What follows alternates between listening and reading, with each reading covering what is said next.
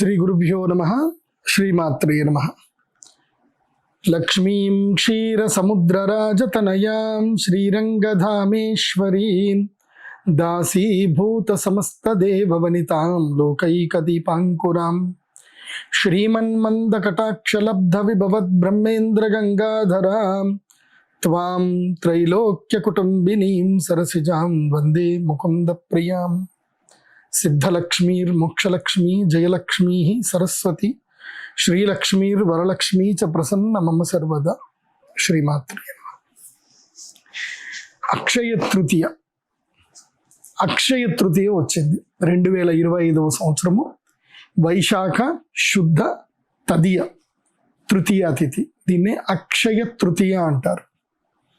ఈ సంవత్సరము 2025 సంవత్సరం విశ్వావసునామ సంవత్సరము. వైశాఖ శుద్ధ తృతీయ అక్షయ తృతీయ ఏ రోజు వచ్చింది అని అంటే 30వ తారీఖు ఏప్రిల్ 2025వ తారీఖు బుధవారము, శ్రీ విష్ణువారం అంటారు. అదేవిధంగా రోహిణి నక్షత్రము శోభన యోగంతో కలిసి రావడం జరిగింది. చాలా మంచి ముహూర్తం. అన్ని ముహూర్తాల్లో అత్యంత శ్రేష్టమైన ముహూర్తము అక్షయ తృతీయ. ఈ అక్షయ తృతీయ రోజు ఏ శుభకార్యం చేసినా, ఏ యజ్ఞము చేసినా, ఏ హవిస్సు చేసినా, ఏది చేసినా అది అక్షయ ఫలితాన్ని ఇవ్వడం జరుగుతుంది. అంటే అక్షయమైనటువంటి పుణ్య ఫలితాన్ని ఇవ్వడం జరుగుతుంది. అందుకే ప్రతి సంవత్సరము అక్షయ తృతీయ రోజున చక్కగా వర్షాలు పడాలి, అందరికీ బాగుండాలి, లోక కళ్యాణం జరగాలని చెప్పి ప్రతి సంవత్సరము అమ్మవారికి సహస్ర కుంభాభిషేకం చేసి 1000 మంది గృహస్థులకు ఇండ్లకు అమ్మవారి యొక్క పూర్ణ కలుషాలు పంపించడం జరుగుతుంది. కాబట్టి అక్షయ తృతీయ రోజున మనము అమ్మవారికి సహస్ర కుంభాభిషేకం చేసి అమ్మవారికి అభిషేకం చేసిన ప్రతి కలుషము ప్రతి వాళ్ళ ఇంటికి వెళ్ళాలి. కలశము అంటే పూర్ణ కుంభము. అమ్మవారికి మనం పూర్ణ కుంభ స్వాగతం చెప్తాం. ఇప్పుడు పెద్దవాళ్ళు ఎవరైనా వస్తే వాళ్ళందరికీ మనం పూర్ణ కుంభ స్వాగతం చెప్తాం. పూర్ణత్వానికి నిదర్శనం కలుషం. ఆ రోజు అమ్మవారికి సహస్ర కుంభాభిషేకం చేస్తాము కాబట్టి అదే కలుషము అమ్మవారి యొక్క వరప్రసాదంగా మీ ఇంటికి ఆ కలశం వస్తుంది. ఆ కలశాన్ని మీరు మీ ప్రతి నిత్య కర్మల్లోనూ నిత్య పూజలోనూ పెట్టుకొని చక్కగా పూజ చేసుకోవాలి. సత్యనారాయణ స్వామి వ్రతం చేసిన, వరలక్ష్మి వ్రతం చేసిన, ఇంట్లో దీపావళి రోజున మహాలక్ష్మీదేవి పూజ చేసిన, నవరాత్రులు ఇప్పుడు వసంత నవరాత్రులు వస్తాయి, శరణవరాత్రులు వస్తాయి, వారాహి నవరాత్రులు వస్తాయి. సో ఏ నవరాత్రులు వచ్చినా, మాఘమాసంలో వచ్చే నవరాత్రులు వస్తాయి, ఏ నవరాత్రులు వచ్చినా సరే అమ్మవారి యొక్క కలుష స్థాపన చేసి పూజ చేసుకోవాలి. ప్రతి ఒక్కరి ఇంట్లో ఉండవలసింది కలుషం. ప్రతి ఒక్కరి ఇంట్లో ఎప్పుడూ ఒక కలుషం ఇంట్లో తప్పకుండా ఉండాలి. ఎందుకోసం అంటే మనకున్నటువంటి సంవత్సరం లోపల మనకి ఎన్నో పండుగలు వస్తాయి. ఒక్కొక్కళ్ళ సంప్రదాయ ప్రకారము ఎవరైనా ఒక్కొళ్ళు సంవత్సరానికి ఒకసారి తప్పకుండా సత్యనారాయణ స్వామి వ్రతం చేస్తారు. అప్పుడు మధ్యలో కలుషం ఉండవలసిందే. మీరు సత్యనారాయణ స్వామి చిత్రపటం చూసినా అక్కడ ముందు కలశం కనిపిస్తుంది. కలశము లేని పూజ నిరర్థకం, వ్యర్థం. కాబట్టి ప్రతి ఒక్కరి ఇంట్లో ఉండవలసింది ఏంటంటే పూర్ణ కుంభము, కలశం. కలశము సంకల్పానికి సూచన. మన మనస్సులో ఏదైనా సంకల్పం ఉంది, ఆ సంకల్పం నెరవేరాలి అంటే కలశ స్థాపన చెయ్యాలి. అయితే ప్రతి ఒక్కరి ఇంట్లో కలశం ఉండాలి. ఆ కలశము అమ్మవారి యొక్క వరప్రసాదంగా మాత్రమే రావాలి. ఏమండి మాకు దగ్గరలోనే స్టీల్ దుకాణాలు ఉన్నాయి, అక్కడ కలశాలు దొరుకుతాయి, మేము కొనుక్కోవచ్చు అని మీరు చెప్పొచ్చు. తప్పకుండా కొనుక్కోండి. కాకపోతే అది ప్రసాదం కాదు, మీరు ఖరీదు చేసింది అవుతుంది. ప్రసాదము అంటే ఏమిటంటే అమ్మవారి యొక్క అనుగ్రహం ద్వారా అమ్మవారికి అభిషేకం చేసింది, అమ్మవారి పూజలో వాడినది, అమ్మవారి దేవాలయానికి మీ యొక్క కానుకలు వెళ్ళి దేవాలయ అభివృద్ధికి ఉపయోగపడి మీ ద్వారా మీరు ఇచ్చిన కానుకలతో 10 మందికి అన్నదానం జరిగి అమ్మవారి యొక్క యాగం జరిగి అమ్మవారికి సంబంధించిన ఉత్సవాలు జరుగుతూ ఉంటే మీరు మీ యొక్క కర్మ ఫలితాన్ని ఏదైతే ధన రూపంలో మీరు అమ్మవారి దేవాలయానికి వెచ్చించారో అటు కర్మ ఫలితము మీరు దేవాలయానికి వెచ్చిస్తారు, ఇటు అమ్మ అనుగ్రహం మీకు కలుష రూపంలో, అమ్మ అనుగ్రహం మీకు ప్రసాద రూపంలో వస్తుంది. కాబట్టి ఈ సంవత్సరము అక్షయ తృతీయకి అందరికీ కూడా 1000 కలశాలు, 1008 కలశాలు అందరికీ డిస్ట్రిబ్యూట్ చేయాలని నిర్ణయించాము. ఈ సంవత్సరం కూడా 1008 కలశాలు సిద్ధమవుతున్నాయి. ఇదిగో చూడండి పక్కన. లాస్ట్ ఇయర్ పోయిన సంవత్సరము కలశాలు ఏ విధంగా శ్రీచక్ర ఆకారంలో మనం పెట్టి చేసామో చూడండి. సో శ్రీచక్ర ఆకారములో కలశాలన్నీ కూడా పెట్టి ఆ కలశము లోపల గంగ నీళ్లు నింపి చక్కగా మేము ఏదైతే కనుక పూర్ణమైనటువంటి మంత్రాలన్నీ కూడా చక్కగా వరుణ మంత్రాలు చదివి అమ్మవారి యొక్క శ్రీచక్రములో కలుషం ఒక భాగం అయింది. ఇప్పుడు మన శరీరంలో ప్రతి ఒక్క అవయవం కూడా ఒక భాగమే, అట్లాగే శ్రీచక్రములో ప్రతి ఒక్క కలుషం కూడా భాగాన్ని వహించింది. అంటే శ్రీచక్రము యొక్క శక్తి ఆ యొక్క కలుషము లోపలికి నిక్షిప్తమయ్యింది. ఆ కలుషము శ్రీచక్రంలో ఆవహింపబడింది. కాబట్టి ఆ శ్రీచక్రంలో పెట్టిన కలుషం మీ ఇంటికి వస్తే అమ్మవారే మీ ఇంటికి వచ్చినట్టుగా. ఆ కలుషంలో మంచినీళ్ళు నింపాలి. ఎందుకోసమంటే వరుణము జలశక్తి, ఆ వరుణము నింపినటువంటి ఆ యొక్క ధాతువు అమ్మవారి యొక్క స్వరూపంలో మీ దగ్గరికి వస్తుంది కలుషం. కాబట్టి మేము మామూలుగా కుంభాభిషేకం అంటే అలా ఇలా కాదు, మనది చాలా అద్భుతంగా శ్రీచక్ర ఆకారములో కలశాలన్నింటిని కూడా ప్రతిష్టాపన చేసి అమ్మవారికి అభిషేకం చేసి అది మీకు పంపిస్తాం. అండ్ ప్రతి కలశం పైన కూడా అమ్మవారి యొక్క పేర్లు ఉంటాయి. మీ కలశానికి మీకు అమ్మవారి పేరు ఏం వచ్చింది అని మీరు చూసుకోవాలి. అంటే అమ్మ మీ ఇంటికి ఆ నామముతో వచ్చింది అని అర్థం. లలితా సహస్రనామంలో ఉన్న 1000 నామాలకు 1000 కలశాలు ఇక్కడ సిద్ధమవుతాయి. ప్రతి ఒక్క కలశముతో అమ్మవారికి అభిషేకం చేసేటప్పుడు లలితా సహస్రనామంలోని ఒక్కొక్క నామము చెబుతూనే అభిషేకం చేయడం జరుగుతుంది. కాబట్టి ఈ సంవత్సరము తప్పకుండా ప్రతి ఒక్కరు కూడా మీ ఇంటికి అమ్మవారి యొక్క కలశాన్ని తెప్పించుకోండి.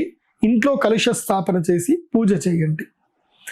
ఇక ఇప్పుడు అక్షయ తృతీయ 2025వ సంవత్సరము అక్షయ తృతీయ యొక్క వైశిష్ట్యం ఏంటి, ఈ సంవత్సరం యొక్క ముహూర్తం యొక్క గొప్పతనం ఏంటి తెలుసుకుందాం.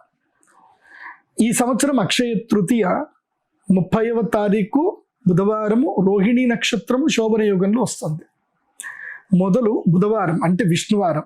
శ్రీ మహాలక్ష్మీదేవి యొక్క భర్త ఎవరు అంటే ఆ మహావిష్ణువే. ఆ మహావిష్ణువుకి ఇష్టమైనటువంటి వారము. అదేవిధంగా అక్షయ తృతీయ అంటే ఇంకా మనకి అక్షయమైంది ఏంటి అంటే ఐశ్వర్యం. ఐశ్వర్యం మనకు అక్షయంగా దొరకాలి. ఐశ్వర్యం అంటే అన్ని, ధనము రావాలి, ఆరోగ్యం రావాలి, ఆరోగ్యంగా ఉండాలి, సుఖ సంపదలు ఉండాలి, తర్వాత కుటుంబం అంతా బాగుండాలి, బంధుత్వాలు బాంధవ్యాలు బాగుండాలి, పాడి ఉండాలి, పంట ఉండాలి, తర్వాత మనకి అదృష్టము సిద్ధి కలగాలి. ఇదంతా ఐశ్వర్యం కిందనే వస్తుంది. కాబట్టి ఈ ఐశ్వర్య సిద్ధి కలగాలి అని అంటే అక్షయ తృతీయ రోజు శ్రీ మహాలక్ష్మీదేవి యొక్క మూలమంత్ర సంపుటితమైనటువంటి యాగము చేయాలి. కాబట్టి ఆ యాగం చేయాలి అంటే మంచి ముహూర్తం. వాస్తవంగా అక్షయ తృతీయ అంటేనే మంచి ముహూర్తం, దానికి స్పెసిఫిక్గా ఏం చూడాల్సిన అవసరం లేదు.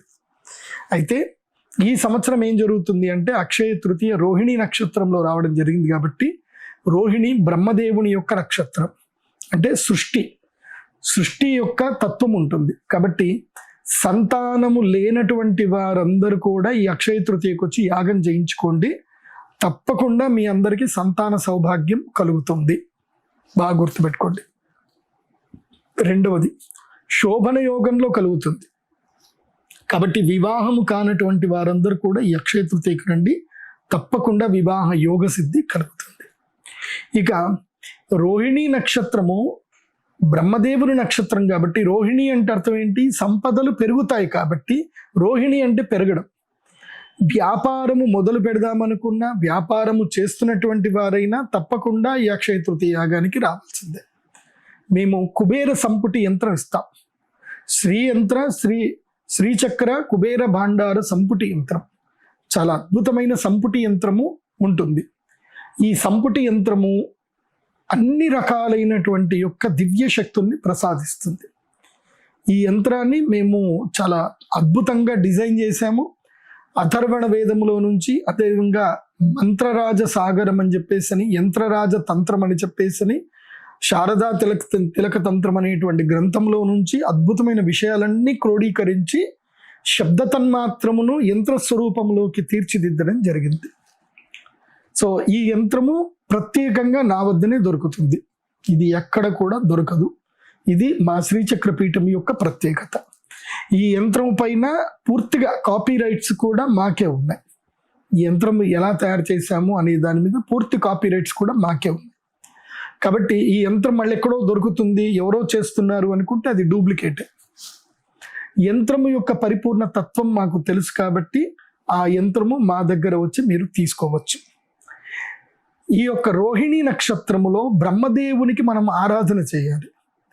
ఇప్పుడు మనం విష్ణువుని విగ్రహారాధన చేయొచ్చు, శివుడిని లింగ రూపంలో పూజ చేయాలి. కానీ బ్రహ్మదేవుణ్ణి మనం వరాలు అడగాలి, పూజ చేయాలి అని అంటే అది యజ్ఞ స్వరూపములోని పూజ చేయాలి. కాబట్టి ఈ అక్షయ తృతీయ రోహిణీ నక్షత్రము బుధవారం శోభన యుగంలో వచ్చింది కాబట్టి ఇటు త్రిమూర్తులకు, బ్రహ్మ విష్ణు మహేశ్వరులకు, త్రిమూర్తులకు త్రిశక్తులకు మూల స్వరూపమైనటువంటి ముహూర్తముగా ఈ అక్షయ తృతీయ నిర్ణయించబడింది. కాబట్టి ఈ అక్షయ తృతీయకి తమ జీవితములో జీవనం బాగుపడాలి, జీవితంలో మార్పు రావాలి, అమ్మ అనుగ్రహం సిద్ధి కలగాలి, ఎంత పెద్ద సమస్య అయినా సరే అలా తుడిచిపెట్టుకొని పోవాలి అని అంటే ఈ అక్షయ తృతీయ యాగానికి రావాలి.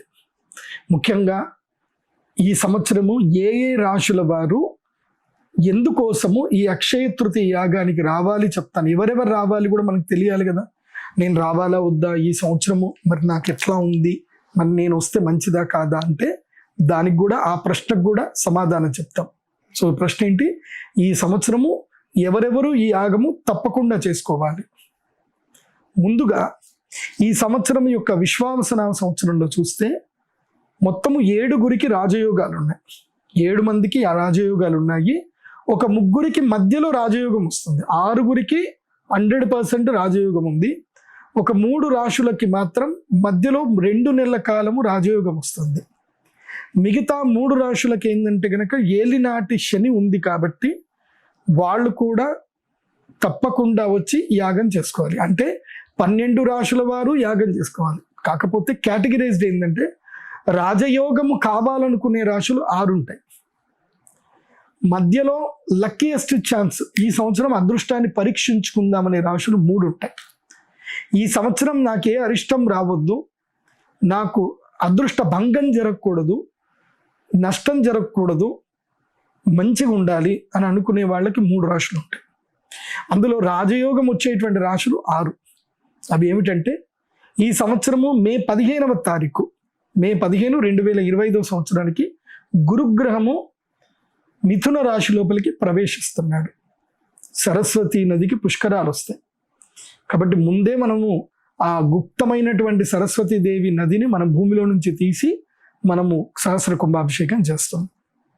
అయితే మిథున రాశి లోపలికి మే 15వ తారీఖు అడుగు పెట్టగానే ఎవరెవరికి అదృష్ట యోగం వస్తుంది అని అంటే వృషభ రాశి వారికి నంబర్ 1 అదృష్ట యోగం వస్తుంది. వీళ్ళకి ఇటు ద్వితీయ స్థానం అంటే ధనస్థానములోను, ఇటు లాభస్థానములోను శని, ధనస్థానములోను గురుడు, ఈ 2 రావడం వల్ల వృషభ రాశి వారికి రాజయోగ సిద్ధి ఈ సంవత్సరం కలుగుతుంది. అఖండ కోటి లాభం కలుగుతుంది, ఐశ్వర్య లాభం కలుగుతుంది. కాబట్టి వృషభ రాశి వారు, అందులోనూ రోహిణీ నక్షత్రంలో పుట్టినటువంటి వారు మస్ట్ అండ్ షుడ్ ఈ యాగానికి అటెండ్ అవ్వాలి. నేనైతే ఒక 50 మంది రోహిణీ నక్షత్రం వాళ్ళే నిండాలి అని అనుకుంటున్నాను. బాగా గుర్తుపెట్టుకోండి, రోహిణీ నక్షత్ర జాతకులకు ఈ సంవత్సరం అదృష్ట యోగం ఉంది. మిగతా అందరికీ ఉంది. కృతిక 4, రోహిణి, మృగశిర 2 పాదాలు ఉన్నాయి. కాకపోతే ఏంటంటే ఒక్కొక్కళ్ళకి ఒక యోగం ఉంటుంది కదా, 1, 2, 3, 4 పొజిషన్స్ ఉంటాయి కదా. అలా వృషభ రాశి వారికి అయితే బాగుంది, వాళ్ళు ఈ యాగానికి అటెండ్ అవ్వాలి. 2వ రాశి వచ్చి సింహరాశి. సింహరాశి వారికి మే 15 నుంచి 11వ స్థానంలో, 12 ఏళ్ల తర్వాత 11వ స్థానంలో గురుగ్రహం వస్తున్నాడు కాబట్టి అద్భుతమైన అదృష్ట యోగము, లాభం. లాభస్థానంలో గురువు వస్తే ఇంకా లాభం ఇవ్వకుండా వదిలిపెట్టాడు. మనమేం పని పాట లేకుండా పడుకుంటాము, కానీ పని చేసేటువంటి వాడికి, అదృష్టం గురించి గట్టిగా ప్రయత్నం చేసేటువంటి వారికి అదృష్ట యోగం 100% సిద్ధిస్తుంది. సింహరాశి వారికి 11వ ఇంట్లో గురువు వస్తున్నాడు. లైఫ్ టైం సెటిల్మెంట్ ఆపర్చునిటీస్ ఈ సంవత్సరం వస్తాయి. కాకపోతే అమ్మ అనుగ్రహం ఉంటే, అది ఏదైనా మన జాతకంలో గ్రహాలు బాగలేకపోయినా అక్షయ తృతీయ మేమిచ్చే శ్రీయంత్రము యొక్క అనుగ్రహం చేత ఆ రాజయోగ సిద్ధి కలుగుతుంది. కాబట్టి సింహరాశి నంబర్ 2. నంబర్ 3 తులారాశి. తులారాశికి ఏమిటంటే ఈ సంవత్సరము 2 రకాలైన లాభాలు ఉన్నాయి. 6వ స్థానం లోపలికి శని వచ్చాడు. శత్రుబాధ విముక్తి, రుణబాధ విముక్తి, దీర్ఘకాలిక వ్యాధుల నుంచి కానీ బాధల నుంచి విముక్తి కలుగుతుంది. అదేవిధంగా ఆకస్మిక ధనలాభము, అదృష్టయోగం. 9వ స్థానంలో భాగ్యస్థానంలో గురువు వచ్చాడు కాబట్టి ఆకస్మిక ధనలాభం, అదృష్టయోగం ఉంటుంది. కాబట్టి ఎప్పటి నుంచో మీకు ఇబ్బంది పెడుతున్నవన్నీ కూడా దూరం అయిపోతాయి. కాబట్టి తులారాశి వారికి కూడా ఈ సంవత్సరము డబుల్ ధమాకా అదృష్టయోగం ఉంది. ఇటు శని గురు ఇద్దరు కూడా కలిసి వస్తున్నారు కాబట్టి వీరికి కూడా బాగుంది. కాబట్టి తులారాశి వారు కూడా ఈ సంవత్సరము యాగానికి తప్పకుండా అటెండ్ అవ్వాలి. ఇక 4వది వచ్చేసి ధనుస్సు రాశి. వీరికి 7వ స్థానం లోపలి గురువు వస్తున్నాడు.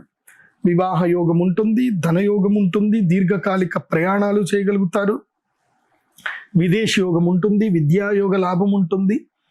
ఇలా చాలా మంచి లాభాలు కలిగే అవకాశం ధనుసు రాశి వరకు ఉంది. వీరికి 12 ఏళ్ల తర్వాత 7వ ఇంట్లో గురువు వచ్చాడు కాబట్టి మంచి లాభం ఉంటుంది. ముఖ్యంగా ధనుసు రాశిలో ఉండేటువంటి వాళ్లకు వివాహ యోగము, సంతాన యోగం గురించి ఈ సంవత్సరం చాలా మంచిది. కాబట్టి ఈ సంవత్సరము ధనుసు రాశి వారు ఎట్టి పరిస్థితుల్లో అక్షయ తృతీయ రోజున మహాలక్ష్మి యాగానికి అటెండ్ అవుతే మంచిది. ఇక 5వ రాశి కుంభరాశి. కుంభరాశి వారికి ఏలినాటి శని ఉంది.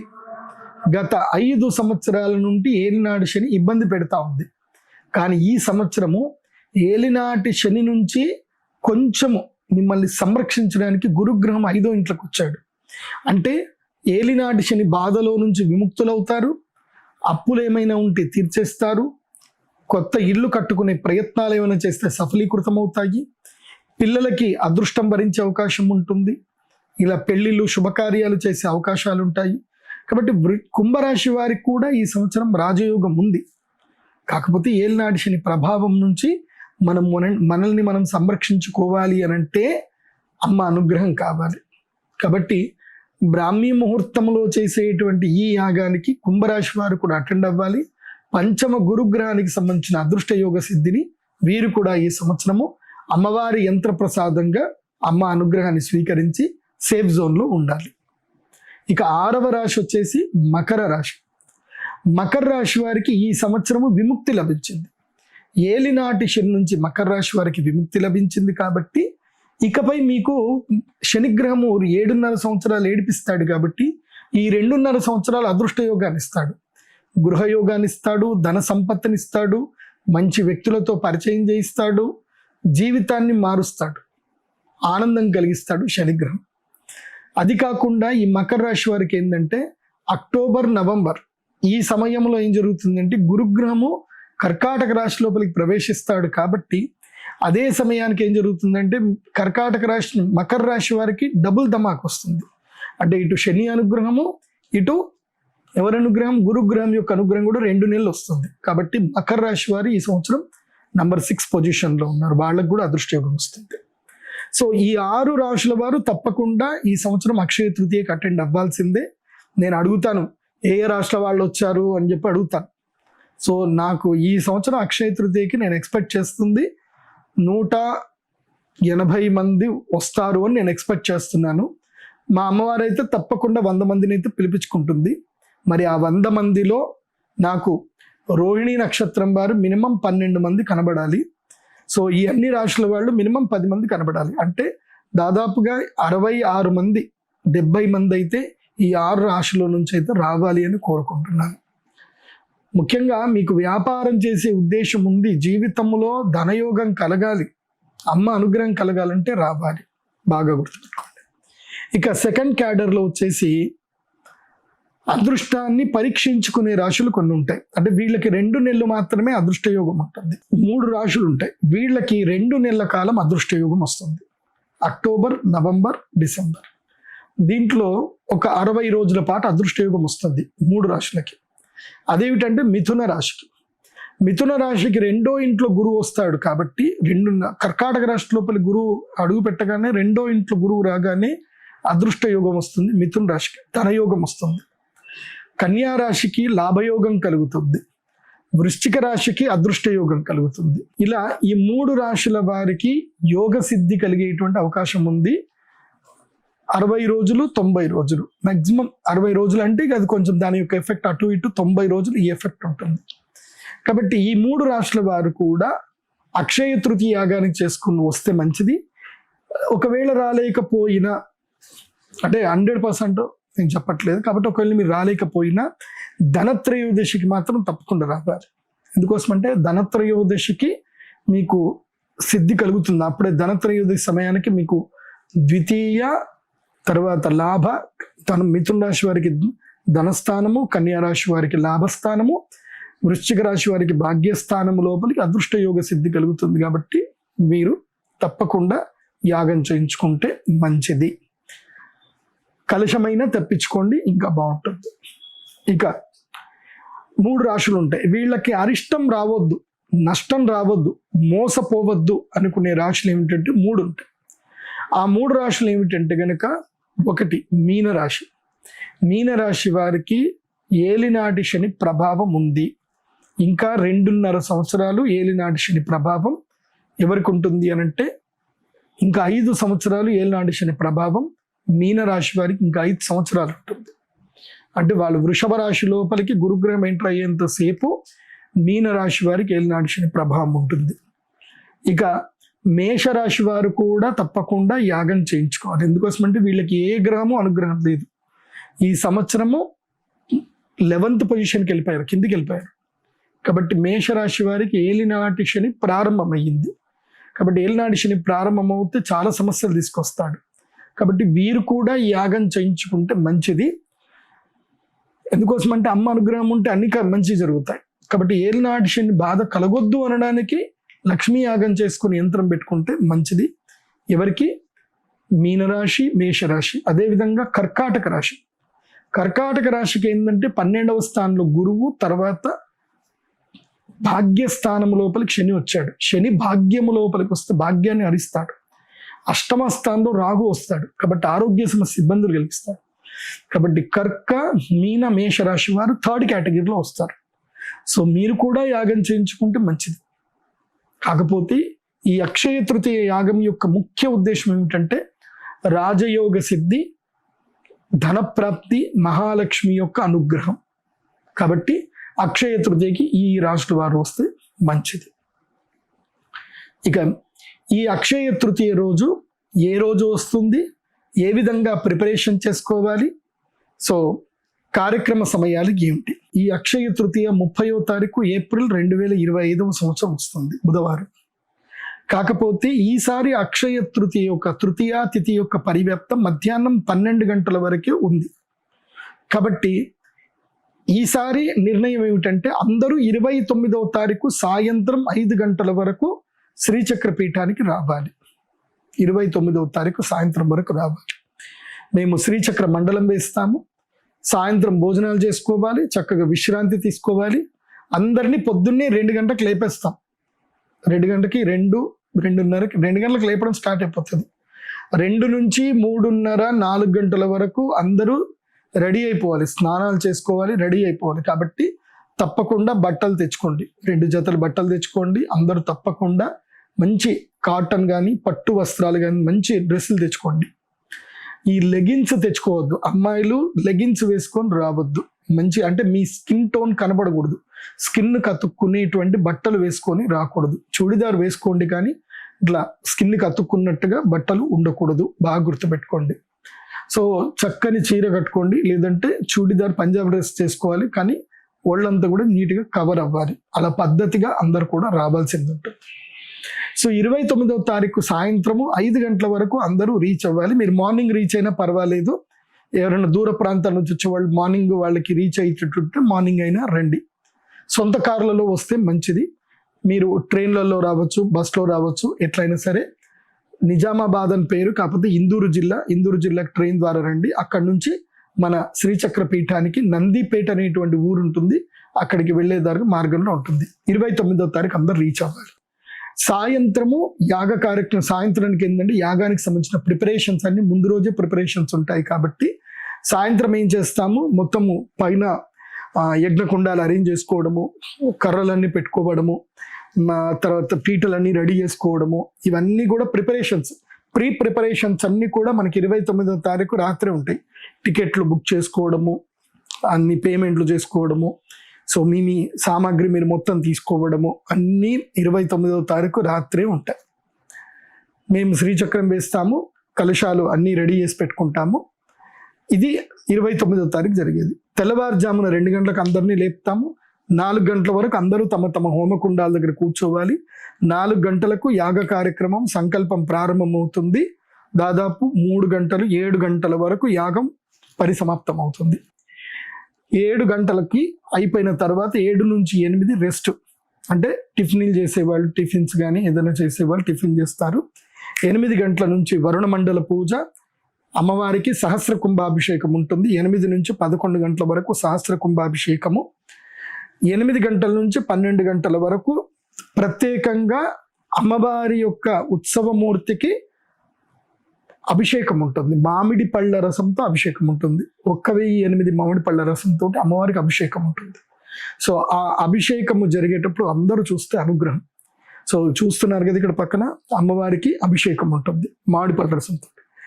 ఆ మామిడి పళ్ళ రసం అభిషేకం తర్వాత అమ్మవారికి చందన లేపనం ఉంటుంది. చందన లేపన పూజ, అదేవిధంగా అమ్మవారికి తేనెతో 5 కిలోల తేనెతో అభిషేకం ఉంటుంది. తర్వాత అందరికీ అమ్మవారికి ప్రసాదం ఉంటుంది. ఎవరైతే నా చేతుల మీదుగా అందరికి కూడా తమలపాకు తేనె కలిపి అందరికీ ప్రసాదం ఇవ్వడం జరుగుతుంది. గంధం కూడా అందరికీ ప్రసాదం ఇవ్వడం జరుగుతుంది.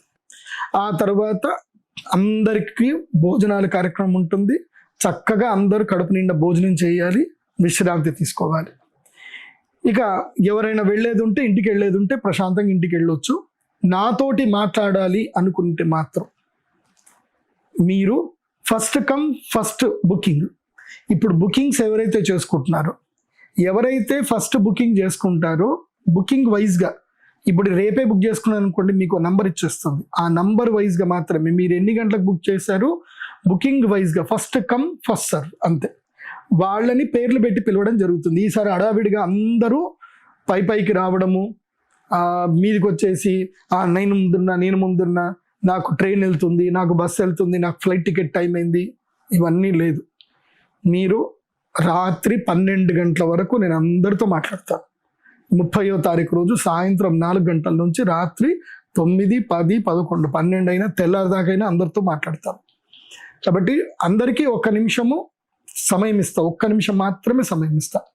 ఆ 1 నిమిషానికి సంబంధించి మీరు ఏదైతే ఉందో ప్రిపరేషన్స్ అన్ని కూడా చేసుకోవాలి. సో మీ అందరితో మాట్లాడతాను నేను. కాబట్టి మీకు ఎట్లాగైతే మీరు బుకింగ్ చేసుకుంటారు, స్క్రీన్ మీద కనిపిస్తున్న నా నంబర్కి కానీ వెబ్సైట్లో కానీ మీరు బుక్ చేసుకుంటే మీది ఇలా బుకింగ్ అవ్వగానే అలా మీది మా ఎక్సెల్ షీట్లో అప్లోడ్ అయిపోతుంది. మీకు ఒక నంబర్ ఉంటుంది. ఆ నంబర్ మీకు మొబైల్కి మెసేజ్ వచ్చేస్తుంది. మా వాళ్ళు మీకు కాల్ చేసైనా చెప్పేస్తారు. లేదంటే మీరు అక్కడికి వచ్చినా సరే మీకు టోకెన్ ఇస్తారు. ఫస్ట్ మీరు రాగానే తీసుకోవాల్సింది ఏంటంటే ఫుల్ పేమెంట్ చేసేయడము, టోకెన్ తీసుకోవడం. బాగా గుర్తుపెట్టుకోండి. సో టోకెన్ తీసి దగ్గర పెట్టుకుంటే ఆ టోకెన్కి తగ్గట్టుగానే మీ హోమకుండం కూడా అదే నెంబర్ ఉంటుంది. సో అదే నెంబర్ని మీరు ఫాలో అవ్వాల్సింది ఉంటుంది.